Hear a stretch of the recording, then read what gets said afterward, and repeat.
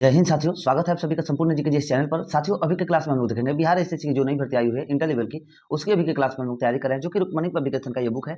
देख लीजिए, इसमें टोटल 24 सेट्स दिए गए हैं और हम लोगों ने अभी तक 17 सेट्स को कंप्लीट कर लिया है। तो जो भी बच्चे चैनल पर नए हैं, एक बार चैनल का प्लेलिस्ट में जाए, वहाँ पर बहुत सारे वीडियो बिहार दरोगा, बिहार एसएससी, बिहार पुलिस और बहुत सारे ऐसे क्लासेस हैं जो आप लोगों के लिए कॉम्पिटिशन लेवल के लिए बहुत ही ज्यादा महत्वपूर्ण होने वाले हैं। तो देखिए, अभी के क्लास में हम लोग देखेंगे 80 नंबर प्रैक्टिस सेट, जो कि एग्जाम के पॉइंट ऑफ व्यू से बहुत ही ज्यादा महत्वपूर्ण होने वाला है। आइए, तो देखिए हमारा पहला क्वेश्चन क्या कहता है।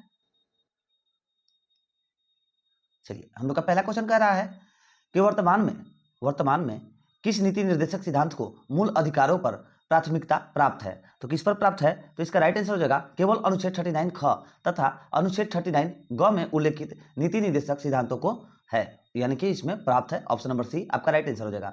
वर्तमान में केवल अनुच्छेद 39 ख तथा अनुच्छेद 39 ग में उल्लेखित नीति निर्देशक सिद्धांतों को मूल अधिकारों पर प्राथमिकता प्राप्त है। ऑप्शन नंबर सी आपका राइट आंसर हो गया। और अनुच्छेद 39 ग में धन का समान वितरण से संबंधित है। ठीक है, अनुच्छेद 39 जो ग है, इसमें धन का समान वितरण से संबंधित है।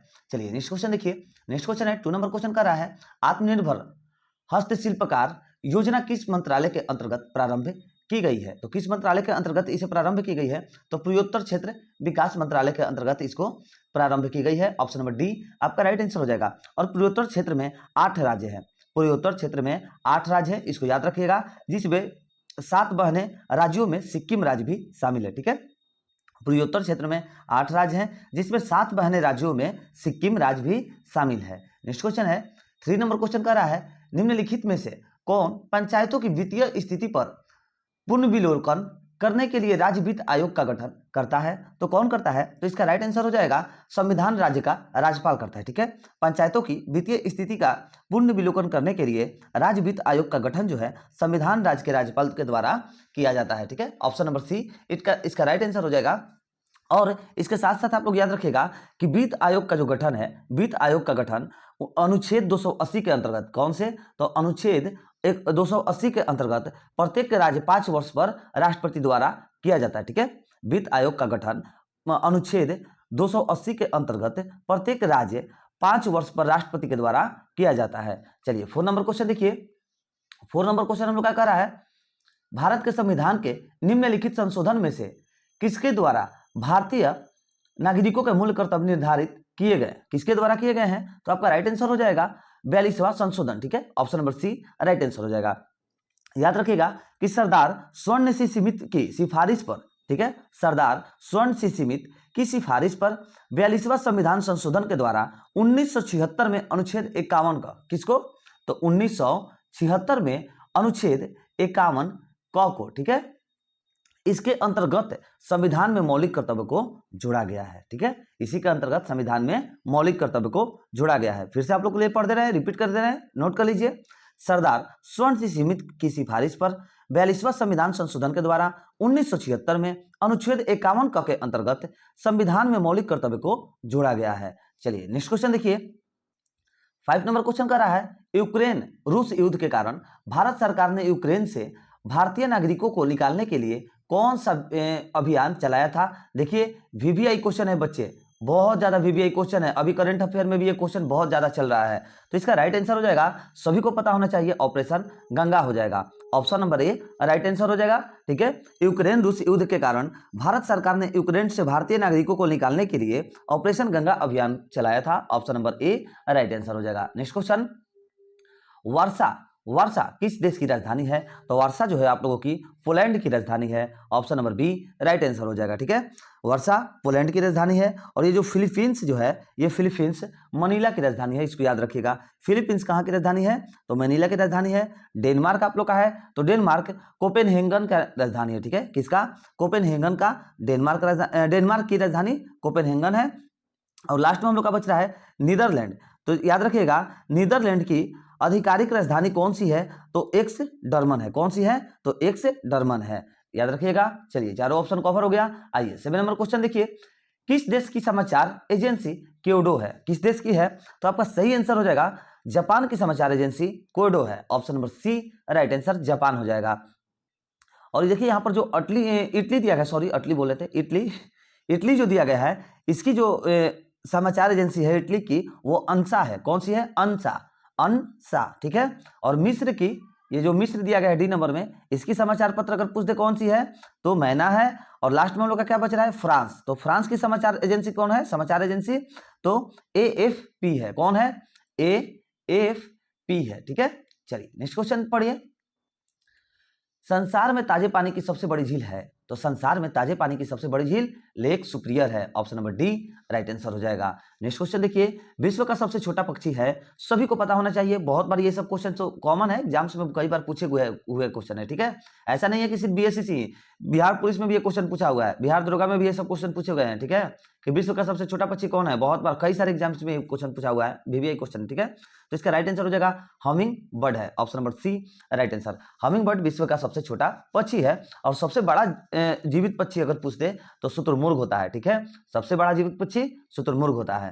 नेक्स्ट क्वेश्चन, निम्नलिखित में से भारत पर पहली बार आक्रमण करने वाले कौन थे, ठीक है। निम्नलिखित में से भारत पर पहली बार आक्रमण करने वाले कौन थे, तो आपका सही आंसर हो जाएगा अरबी थे ना, हाँ अरब हो जाएगा। Option number C right answer हो जाएगा, ठीक है। देखिए भारत पर पहली बार आक्रमण करने वाले अरब थे। और वो आखिर आक्रमण किए कब थे, तो इसको भी याद रखिएगा कि 712 ईस्वी में किए थे, ठीक है। प्रथम बार अरब आक्रमण कब किए थे, तो 712 ईस्वी में किए थे। चलिए नेक्स्ट क्वेश्चन देखिए, 11 नंबर क्वेश्चन हम लोग का क्या कह रहा है, मुस्लिम लीग की गठन कब हुआ था। मुस्लिम लीग का गठन जो है कब हुआ था, तो आपका सही आंसर हो जाएगा 1906 में हुआ था। Option number C right answer हो जाएगा। मुस्लिम लीग का गठन 1906 में किया गया था। और 1907 में मुस्लिम लीग का संविधान कराची में तैयार किया गया था। मुस्लिम लीग का संविधान कराची में तैयार किया गया था। कब तैयार किया गया था पूछ दे तो 1907 में तैयार किया गया था, याद रखिएगा। और मुस्लिम लीग का प्रथम अधिवेशन इस संविधान के अनुसार 1908 में अमृतसर में हुआ था, ठीक है, याद रखिएगा। मुस्लिम लीग का प्रथम अधिवेशन इस संविधान के अनुसार 1908 में किया गया था। चलिए नेक्स्ट क्वेश्चन देखिए। नेक्स्ट क्वेश्चन है 12 नंबर क्वेश्चन का रहा है, रिएक्टर स्केल का प्रयोग किसके मापन में किया जाता है। आप सभी को पता होना चाहिए, रिएक्टर स्केल का प्रयोग जो है भूकंप की तीव्रता मापने में किया जाता है। Option number C right answer हो जाएगा। और फेदोमीटर में समुद्र की गहराई मापा जाता है, इसे भी याद रखिएगा। समुद्र की जो ये गहराई दिया गया है, बहुत इंपॉर्टेंट क्वेश्चन है, इसे बतला दिए कि फेदोमीटर से समुद्र की गहराई को मापा जाता है। और जो ये अल्टीमीटर होता है, तो अल्टीमीटर से वायुयान की ऊंचाई मापा जाता है, ठीक है। जो हवा की जो ऊंचाई होती है ना, वायुयान की ऊंचाई मापन में प्रयुक्त होता है कौन सा, तो अल्टीमीटर, याद रखिएगा। चलिए नेक्स्ट क्वेश्चन देखिए, 30 नंबर क्वेश्चन है, पानीपत की तीसरी लड़ाई किस वर्ष हुई थी।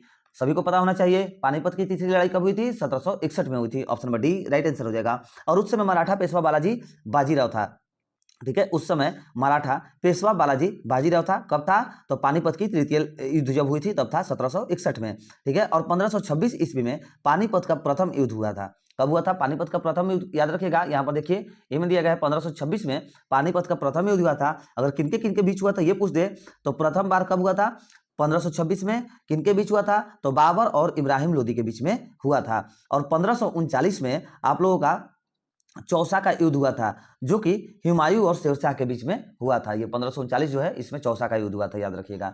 नेक्स्ट क्वेश्चन है 40 नंबर क्वेश्चन, अप्रैल 2023 में जारी जल शक्ति मंत्रालय द्वारा भारत में जल स्रोतों की गणना की रिपोर्ट में सर्वाधिक जल स्रोतों की मात्रा किसमें बताया गया है, तो किसमें बताया गया है, तो तालाब में बताया गया है। Option number A right answer हो जाएगा। अप्रैल 2023 में जारी जल शक्ति मंत्रालय द्वारा भारत में जल स्रोतों की गणना की रिपोर्ट में सर्वाधिक जल स्रोत तालाब में बतलाया गया है। Option number A right answer. और देखिए कितना परसेंट बतलाया गया, अगर ये पूछ दे तो तालाब में याद रखिएगा 59.5% बतलाया गया है। कितना, 59.5% बतलाया गया है जल स्रोत।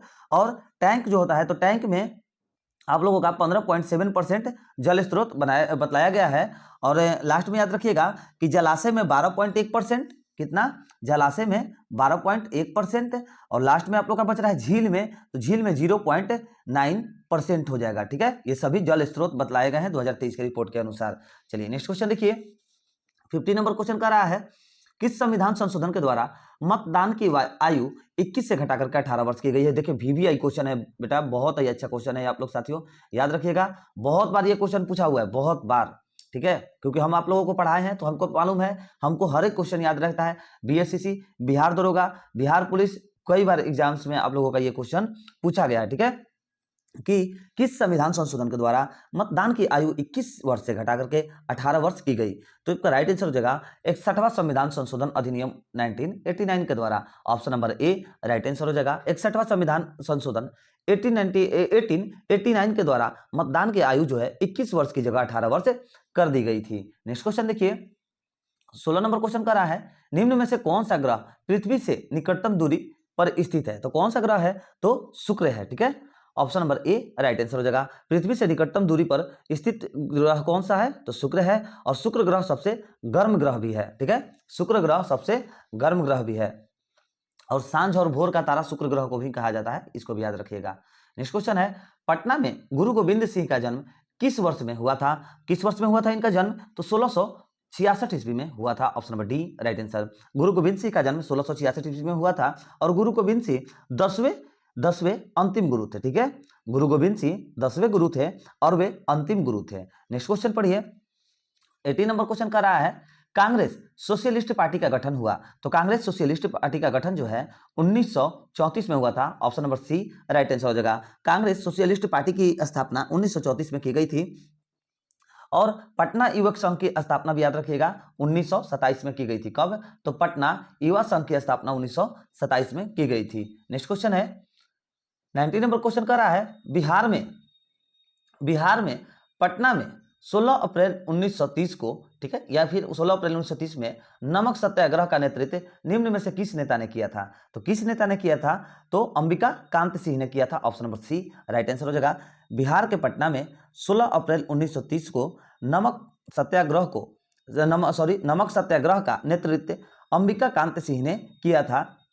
और साइमन कमीशन 12 दिसंबर 1928 को पटना आया था, इसको भी याद रखिएगा, बहुत बार पूछता है। ठीक है, साइमन कमीशन पटना कब आया था? तो 12 दिसंबर 1928 को आया था। ठीक है, चलिए नेक्स्ट क्वेश्चन देखिए। अच्छा, एक इसके साथ साथ आप लोग एक और रिलेटेड टॉपिक याद रखिएगा कि जो बिहार में नमक सत्याग्रह सर्वप्रथम जो है वो चंपारण और सारण में हुआ था। कहां पर? चंपारण और सारण में बिहार में नमक सत्याग्रह पहली बार हुआ था। और चंपारण में नमक सत्याग्रह का नेतृत्व जो है विपिन बिहारी वर्मा ने किया था। नेक्स्ट क्वेश्चन है 20 नंबर क्वेश्चन, बिहार राज्य का नाम निम्नलिखित में से किसके कारण बिहार पड़ा है? किसके कारण बिहार राज्य का नाम जो है बिहार पड़ा है? तो आपका राइट आंसर हो जाएगा बौद्ध विहार के नाम पर पड़ा है। Option number B right answer. बौद्ध के निवास स्थान को विहार कहा जाता है। ठीक है, और विहार शब्द के आधार पर राज्य का नाम जो है बिहार पड़ा है। नेक्स्ट क्वेश्चन है 21 नंबर, बांग्लादेश का उदय कब हुआ? तो बांग्लादेश का जो उदय है वह वर्ष 1971 में हुआ है।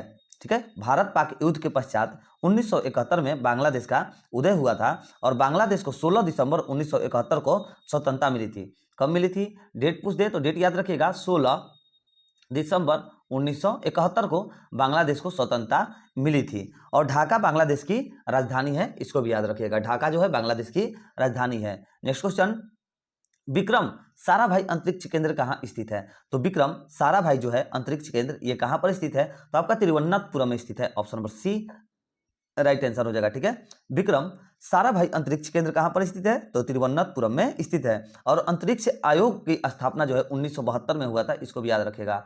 अंतरिक्ष आयोग की स्थापना कब हुई थी? तो 1972 में हुई थी। Next question 23 number question, Pinaka है। तो पिनाक जो है मल्टी बैरल रॉकेट लॉन्चर है। ऑप्शन नंबर सी आपका राइट आंसर हो जाएगा।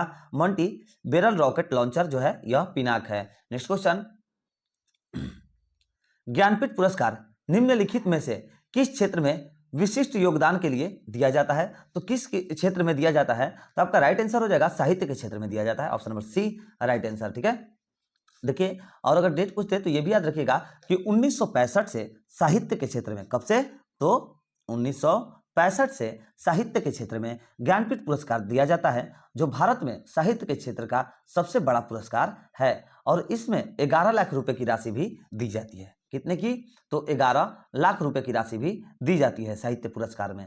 चलिए नेक्स्ट क्वेश्चन देखिए, सॉरी ज्ञानपीठ पुरस्कार में, ये तो साहित्य के लिए, ज्ञानपीठ पुरस्कार में। चलिए नेक्स्ट क्वेश्चन है, भारत में पहली बोलती फिल्म थी। भारत में पहली बोलती फिल्म कौन सी थी? तो आलम आरा थी। ठीक है, option number B right answer हो जाएगा।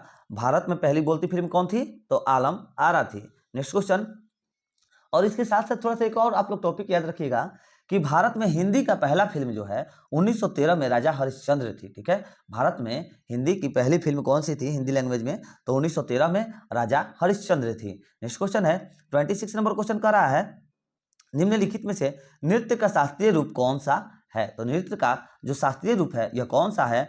तो मणिपुरी है। Option number A right answer हो जाएगा। ठीक है, मणिपुरी जो मणिपुर का शास्त्रीय नृत्य है। और ठीक है, सॉरी, निम्नलिखित में से नृत्य का शास्त्रीय रूप पूछ रहा था ना, कौन सा है? तो मणिपुरी हुई हो जाएगा। ठीक है, और इसके साथ से याद रखिएगा मणिपुरी मणिपुर का शास्त्रीय नृत्य है। ठीक है, चलिए नेक्स्ट क्वेश्चन देखिए। नेक्स्ट क्वेश्चन है 27 नंबर क्वेश्चन हम लोग का कह रहा है कि अंतरराष्ट्रीय मुद्रा कोष, ठीक है, अंतरराष्ट्रीय मुद्रा कोष IMF की, ठीक है, किसकी? तो IMF है ये। ठीक है, IMF की स्थापना किस सम्मेलन से हुई थी? किस सम्मेलन से हुई थी?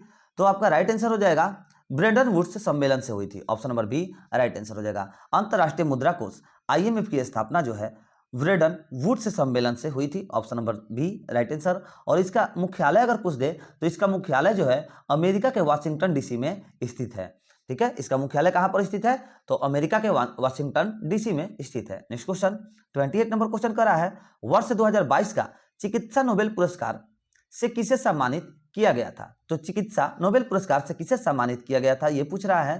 तो आपका राइट आंसर हो जाएगा स्वाति पावो को। ठीक है, option number B right answer हो जाएगा। वर्ष 2022 का चिकित्सा नोबेल पुरस्कार से स्वाति पावो को सम्मानित किया गया है। नेक्स्ट क्वेश्चन, ललित कला अकादमी की स्थापना किस वर्ष हुई थी? तो इसका सही आंसर हो जाएगा 1954 में हुई थी। Option number B right answer. Lalit Kala Akademi की स्थापना 1954 ईस्वी में हुई और भारत रत्न पुरस्कार की शुरुआत 1954 में ही हुई थी। ठीक है, इसके साथ साथ याद रखिएगा कि भारत रत्न की जो भारत रत्न पुरस्कार की शुरुआत हुई थी वो भी 1954 में ही हुई थी। नेक्स्ट क्वेश्चन है 30 नंबर क्वेश्चन, भारतीय संविधान के निम्नलिखित अनुच्छेद में से किसके अंतर्गत विधान परिषद की स्थापना या फिर समाप्ति की व्यवस्था की गई है? तो आपका राइट आंसर हो जाएगा अनुच्छेद 169। Option number A right answer. संविधान के अनुच्छेद 169 के अंतर्गत विधान परिषद की स्थापना या फिर समाप्ति की व्यवस्था है। Option number A right answer हो जाएगा। नेक्स्ट क्वेश्चन है 31 नंबर क्वेश्चन कर रहा है, तानसेन किस मुगल सम्राट के दरबार में तानसेन किस मुगल सम्राट के दरबार में संगीत गए थे? ठीक है, किस मुगल सम्राट के दरबार में थे? तो अकबर के। Option number D right answer. पूछा हुआ क्वेश्चन है बेटा, याद रखिएगा बच्चे, पूछा हुआ क्वेश्चन है ये। ठीक है, तानसेन जो है यह अकबर मुगल सम्राट के दरबार में संगीतज्ञ थे। नेक्स्ट क्वेश्चन है, नेक्स्ट क्वेश्चन आप लोग का कह रहा है 32 नंबर क्वेश्चन, भारत में उग्र राष्ट्रवाद के उदय का श्रेय किसे दिया जाता है? तो किसे दिया जाता है? तो इसका सही आंसर हो जाएगा गोपाल कृष्ण गोखले को दिया जाता है। Option number B right answer. Bharat में उग्र राष्ट्रवाद के उदय का श्रेय गोपाल कृष्ण गोखले को दिया जाता है। नेक्स्ट क्वेश्चन है 33 नंबर क्वेश्चन, भारतीय संविधान के अनुसार केंद्रीय मंत्री किसकी इच्छा रहने तक पर संभालेंगे? ठीक है, भारतीय संविधान के अनुसार केंद्रीय मंत्री किसकी इच्छा रहने तक पद संभालेंगे? तो इसका राइट आंसर हो जाएगा भारत के राष्ट्रपति की इच्छा रहने तक जो है यह अपना पद को संभालेंगे। Option number A right answer हो जाएगा। नेक्स्ट क्वेश्चन देखिए 34 नंबर क्वेश्चन कर रहा है, गंगा और सोन जैसी नदियां प्राचीन भारत में महाजनपद डैश से होकर बहती है। तो किससे होकर बहती है?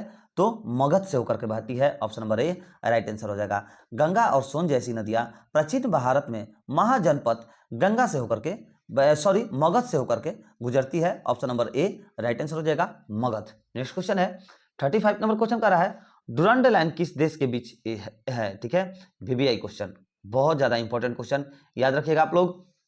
डुरंड लाइन किस दो देशों के बीच है?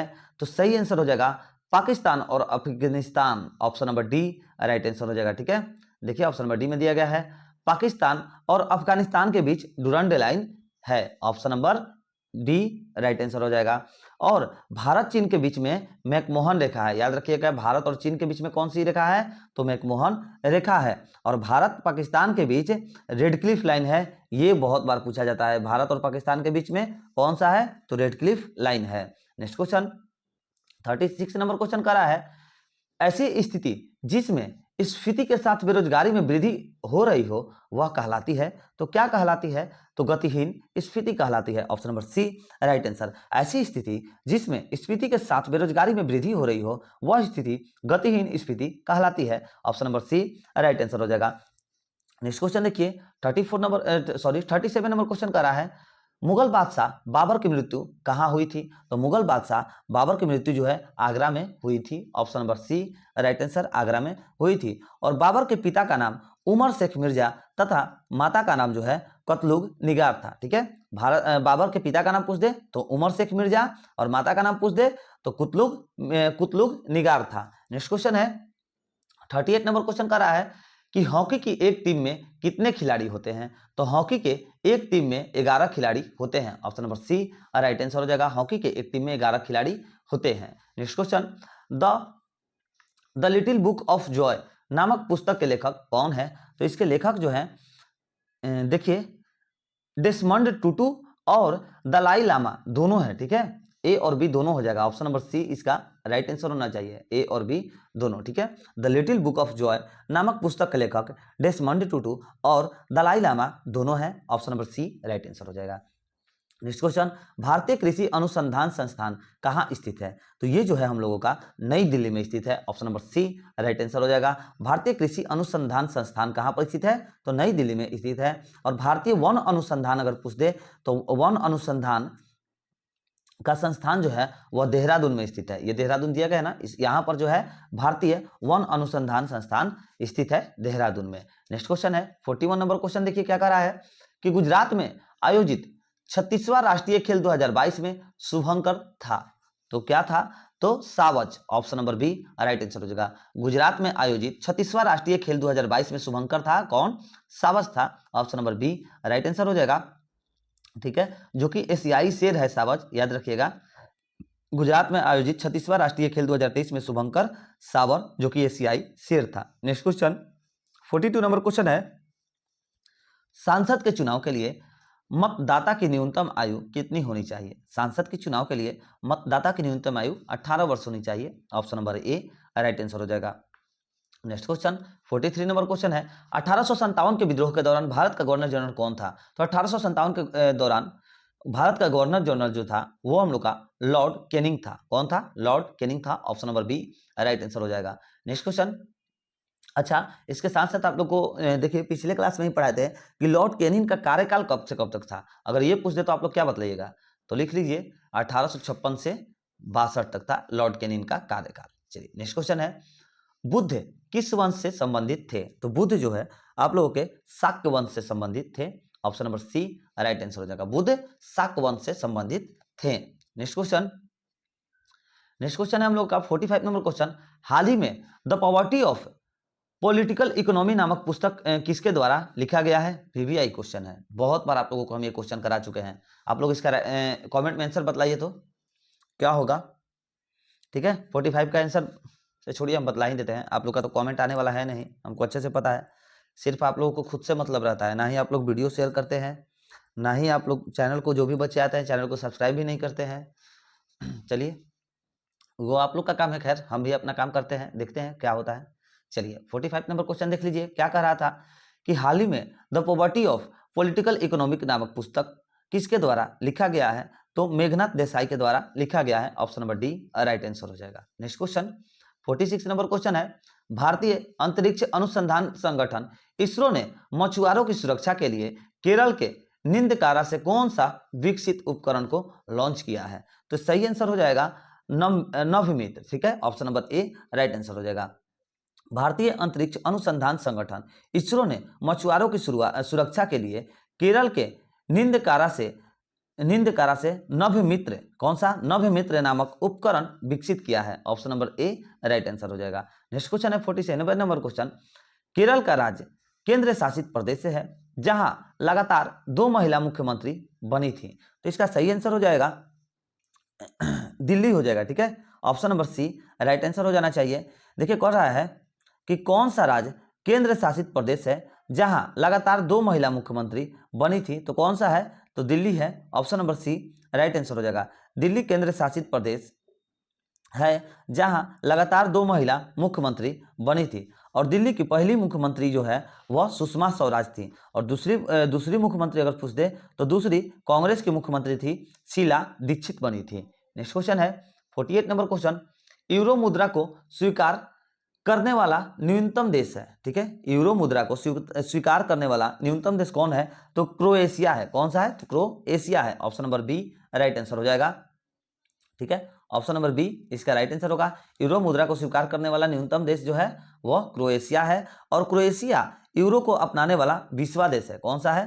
तो 20वां नंबर देश है जो कि यूरो को अपनाया है क्रोएशिया ने। नेक्स्ट क्वेश्चन 49 नंबर क्वेश्चन है, हॉर्स अक्षांश भूमध्य रेखा के उत्तर और दक्षिण में लगभग डैश स्थित क्षेत्र है। तो कितने स्थित क्षेत्र हैं? तो सही आंसर हो जाएगा 30 डिग्री से 35 डिग्री अक्षांश। ठीक है, हॉर्स अक्षांश भूमध्य रेखा के उत्तर और दक्षिण में लगभग 30 से 35 डिग्री अक्षांश पर स्थित क्षेत्र है। और 30 से 35 डिग्री अक्षांश उच्च वायुदाब क्षेत्र होता है, इसको भी याद रखिएगा। 30 से 35 डिग्री अक्षांश जो है उच्च वायुदाब अक्षांश होता है। नेक्स्ट क्वेश्चन 50 नंबर क्वेश्चन है कि भारत और एशियन डेवलपमेंट बैंक एबीडी ने मिलकर भारत के किस शहर के एक जलवायु परिवर्तन और स्वास्थ्य केंद्र की स्थापना करेंगे? तो दिल्ली हो जाएगा। ठीक है, किससे मिलकर? तो दिल्ली में। Option number A right answer हो जाएगा।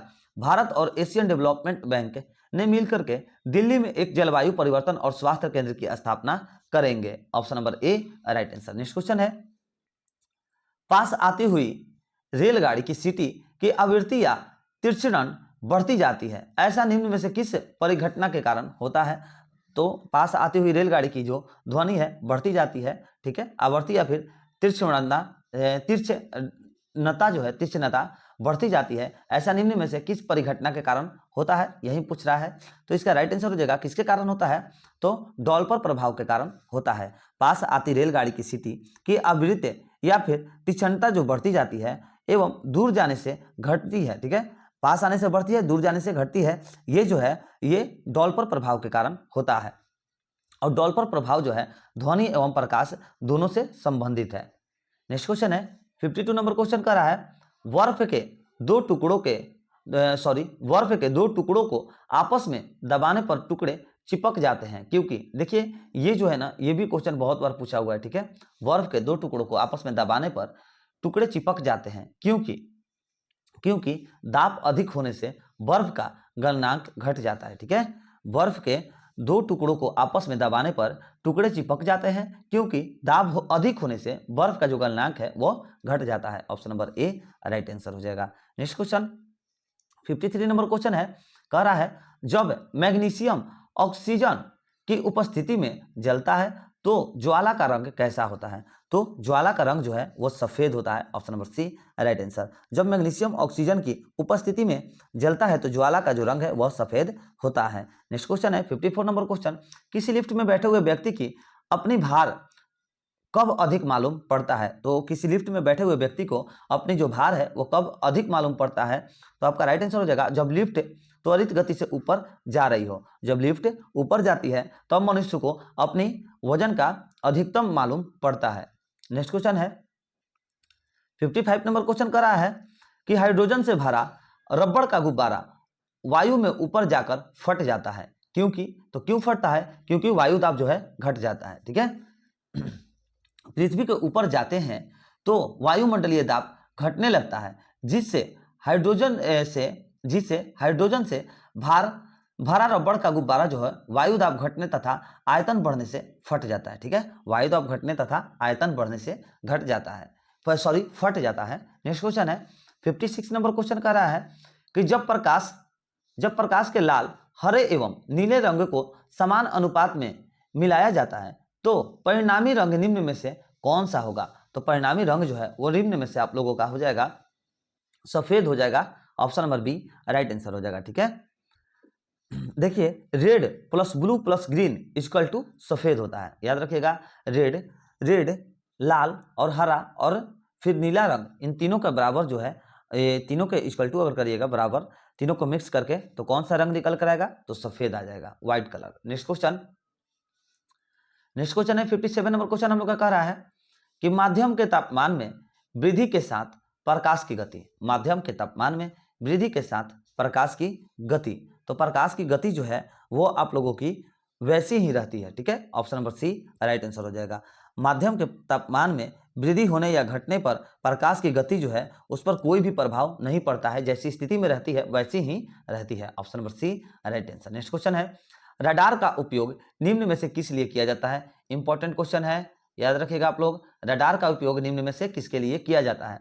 तो जहाजों, वायुयानों आदि को ढूंढने एवं मार्ग निर्देश करने के लिए किया जाता है। Option number B right answer हो जाएगा, ठीक है। रडार का उपयोग जो है जहाजों, वायुयान या फिर इन दोनों को, जहाज वायुयान को ढूंढने एवं मार्ग निर्देशन के लिए रडार का उपयोग किया जाता है। और रडार में एक साथ 7 प्रकार की जानकारी मिल सकती है, याद रखिएगा। रडार में एक साथ 7 प्रकार की जानकारी मिल सकती है। नेक्स्ट क्वेश्चन है 59 नंबर क्वेश्चन कर रहा है, पोषण की उस प्रणाली में जिसमें जीव किसी मृत एवं विघटित जैविक पदार्थों से पोषक तत्व प्राप्त करते हैं उसे डैश पोषण प्रणाली कहा जाता है। तो उसको मृत जीवी प्रणाली कहा जाता है। Option number C right answer हो जाएगा। पोषण की उस प्रणाली में जिसमें जीव किसी मृत एवं विघटित जैविक पदार्थ से पोषक तत्व प्राप्त करते हैं उसे मृत जीवी पोषक प्रणाली कहा जाता है। Option number C right answer हो जाएगा, मृत जीवी। नेक्स्ट क्वेश्चन है 60 नंबर क्वेश्चन कर रहा है, निम्नलिखित द्रव्यों में कौन सा उष्मा का बहुत अच्छा चालक है? तो कौन सा है? तो पारा है, ठीक है। पारा धातु को उष्मा का बहुत अच्छा चालक माना जाता है। Option number A right answer हो जाएगा। नेक्स्ट क्वेश्चन याद रखिए 61 नंबर क्वेश्चन हम लोग का क्या कह रहा है, नीला थोथा, ठीक है। नीला थोथा का रासायनिक नाम क्या है? तो नीला थोथा का रासायनिक नाम कॉपर सल्फेट है, copper sulphate. Option number A right answer हो जाएगा। नीला थोथा का रासायनिक नाम क्या है? कॉपर सल्फेट है। नेक्स्ट क्वेश्चन 32 नंबर क्वेश्चन है, पानी का अधिकतम घनत्व किस तापमान पर होता है? बहुत अच्छा क्वेश्चन है, बहुत बार पूछा हुआ क्वेश्चन है, ठीक है। जनरल क्वेश्चन है, आप लोग को पता भी होना चाहिए। पानी का अधिकतम घनत्व जो है वो 4 डिग्री सेल्सियस पर होता है, ठीक है। पानी का अधिकतम घनत्व 4 डिग्री सेल्सियस पर होता है। Option number B right answer. Next question, नाभिक की द्रव्यमान संख्या यानी कि मास नंबर है तो कितनी है? सॉरी, क्या कहा था? नाभिक की द्रव्यमान संख्या है तो नाभिक में न्यूक्लियानों की संख्या है, ठीक है। नाभिक में द्रव्यमान संख्या नाभिक में न्यूक्लियानों की संख्या के बराबर होता है, ठीक है। दोनों बराबर होता है। Option number A right answer हो जाएगा। नाभिक की द्रव्यमान संख्या और नाभिक में न्यूक्लियानों की संख्या जो है दोनों बराबर होता है। Option number A right answer. Next question, way ion जिनमें इलेक्ट्रॉनों की संख्या समान होती है क्या कहलाते हैं? तो उसको क्या कहा जाता है? तो उसको जो है देखिए उसको सम इलेक्ट्रॉनिक कहा जाता है। Option number D right answer हो जाएगा। वे आयन जिसमें इलेक्ट्रॉनों की संख्या समान होती है उसको सम इलेक्ट्रॉनिक कहा जाता है। Option number D right answer. Next question है 65 नंबर क्वेश्चन, वायु में किस गैस की मात्रा सर्वाधिक है? तो वायु में जो है किस गैस की मात्रा पूछ रहा है, सर्वाधिक है, तो आपका राइट आंसर हो जाएगा नाइट्रोजन की, ठीक है। वायु में इंपॉर्टेंट क्वेश्चन है, याद रखिएगा, ठीक है। बहुत बार कराए हुए क्वेश्चन है, वायु में किस गैस की मात्रा सर्वाधिक है? तो नाइट्रोजन की जो मात्रा है सर्वाधिक है। अगर परसेंट पूछ दे तो लगभग 78% होता है वायु में नाइट्रोजन की मात्रा सर्वाधिक है। अगर लगभग परसेंट पूछ दे तो लगभग नाइट्रोजन का परसेंट 78% वायु में होता है। और ऑक्सीजन का पूछ दे तो देखिए 78% तो नाइट्रोजन का हो गया, ठीक है। ऑक्सीजन का 21% होता है, डाइऑक्साइड का 0.03% होता है, ठीक है। और जो अन्य गैस बचते हैं उसका 0.7% होता है, ठीक है। चलिए नेक्स्ट क्वेश्चन, निम्नांकित में कौन कठोरतम धातु है? तो निम्नांकित में कौन कठोरतम धातु है? तो सही आंसर हो जाएगा platinum. Option number C right answer. निम्नांकित में कौन कठोरतम धातु है? तो प्लेटिनम जो है वह कठोर धातु होता है। Option number C right answer हो जाएगा। नेक्स्ट क्वेश्चन, और अच्छा ये तो देखिए इसमें जैसे 4 नाम दिया गया है तो इसमें आप लोग का प्लेटिनम हो गया। अगर पूछ दे कि विश्व में सबसे ज्यादा कठोर धातु कौन सा होता है तो हीरा होता है। विश्व में अगर पूछ दे कौन सा कठोर सबसे धातु होता है तो हीरा होता है। नेक्स्ट क्वेश्चन 67 नंबर क्वेश्चन, प्रतिवर्ती क्रियाओं का त्रिअंगन केंद्र कहाँ है? तो कहां पर है? तो कशेरुक रज्जु में है, ठीक है। Option number C right answer. कशेरुक रज्जु या फिर मेरुज्जे यानी स्पाइनल कोड का कार्यकाल जो है प्रतिवर्त क्रियाओं का नियंत्रण एवं समन्वय करता है, ठीक है। Option number C right answer हो जाएगा। नेक्स्ट क्वेश्चन 68 नंबर क्वेश्चन है, निम्न में से कौन एक मानव निर्मित गेहूं है? तो मानव निर्मित गेहूं जो है आप लोग का ट्रिटिकेल हो जाएगा। Option number B right answer हो जाएगा। ट्रिटिकेल मानव निर्मित गेहूं है option number B right answer होगा। नेक्स्ट क्वेश्चन 69 नंबर क्वेश्चन है, कह रहा है कि चूना हवा में किसके साथ धीरे धीरे प्रतिक्रिया करता है ताकि दीवारों पर CaCO3 की पतली परत बन सके। तो सही आंसर हो जाएगा CO, देखिए ऑप्शन नंबर डी हो जाएगा CO2, ठीक है, option number D right answer हो जाएगा। ठीक है, क्या कह रहा था, चूना हवा में किसके साथ धीरे धीरे प्रतिक्रिया करता है ताकि दीवारों पर CaCO3 की पतली परत बन सकते हैं। तो सही आंसर हो जाएगा CO2, option number D right answer. Next question है, फूल गोभी कलीफ्लावर का खाने योग्य भाग कौन सा होता है। तो कलीफ्लावर का खाने योग्य जो भाग है वो आप लोग का पुष्प क्रम हो जाएगा। फूल गोभी का हम लोग जो फूल वाला भाग होता है उसको खाते हैं, पुष्प क्रम हो जाएगा, option number D right answer. Next question है, पोलियो ड्रॉप ओरल के खोजकर्ता कौन थे। तो पोलियो ड्रॉप ओरल के खोजकर्ता जो है वे अल्बर्ट साबिन थे। कौन थे, अल्बर्ट साबिन थे, option number C right answer हो जाएगा। और पोलियो टीका की खोज अगर पूछ दे तो पोलियो टीका की खोज जो है जॉन ई सॉल्क के द्वारा किया गया था, ऑप्शन नंबर ए, ठीक है, ऑप्शन नंबर ए में जो दिया गया है पोलियो टीका की खोज जॉन ई सॉल्क ने किया था। और पोलियो ड्रॉप ओरल की खोजकर्ता की खोज कौन थे, तो अल्बर्ट साबिन थे। चलिए नेक्स्ट क्वेश्चन देखिए, नेक्स्ट क्वेश्चन है, विषाणु में क्या होता है। तो विषाणु में जो है क्या होता है, तो न्यूक्लिक एसिड और प्रोटीन होता है, option number B right answer. विषाणु में न्यूक्लिक एसिड तथा प्रोटीन पाया जाता है। और विषाणु की खोज रूस के वैज्ञानिक इवान ब्रिस्की, ठीक है, किसने, विषाणु की खोज रूस के वैज्ञानिक ने, जिनका नाम था इवान ब्रिस्की, उन्होंने 1892 में किया था। ठीक है, 1892 में इवान ब्रिस्की जो है रूस के वैज्ञानिक है, उन्होंने विषाणु का खोज किया था। नेक्स्ट क्वेश्चन है 73 नंबर क्वेश्चन कह रहा है, टिबिया नामक हड्डी किसमें पाई जाती है। चलिए बहुत अच्छा क्वेश्चन है, इंपॉर्टेंट क्वेश्चन है बच्चे, याद रखिएगा आप लोग, ठीक है, कि टिबिया नामक हड्डी किसमें पाई जाती है। तो सही आंसर हो जाएगा पैर में पाई जाती है, option number B right answer हो जाएगा। टिबिया तथा फिबुला नामक हड्डी पैर में पाई जाती है। और मानव शरीर की सबसे छोटी हड्डी स्टेपिज नामक हड्डी होती है। मानव शरीर की सबसे छोटी हड्डी कौन होती है, तो स्टेपिज नामक हड्डी होती है, जो कान की हड्डी होती है। ठीक है, कान की हड्डी मानव शरीर की सबसे छोटी हड्डी होती है, नाम पूछ दे तो स्टेपिज उसका नाम है। और सबसे बड़ी हड्डी जांघ की हड्डी होती है, उसका नाम फीमर है। नेक्स्ट क्वेश्चन है 74 नंबर क्वेश्चन, डैश के लिए रासायनिक सूत्र H2SO4 है। तो किसके लिए है, तो सही आंसर हो जाएगा ऑयल ऑफ विटियोल के लिए है, option number D right answer. Oil of vitriol के लिए रासायनिक सूत्र H2SO4 है। और सल्फ्यूरिक अम्ल जो कि H2SO4 को रसायनों का सम्राट भी कहा जाता है।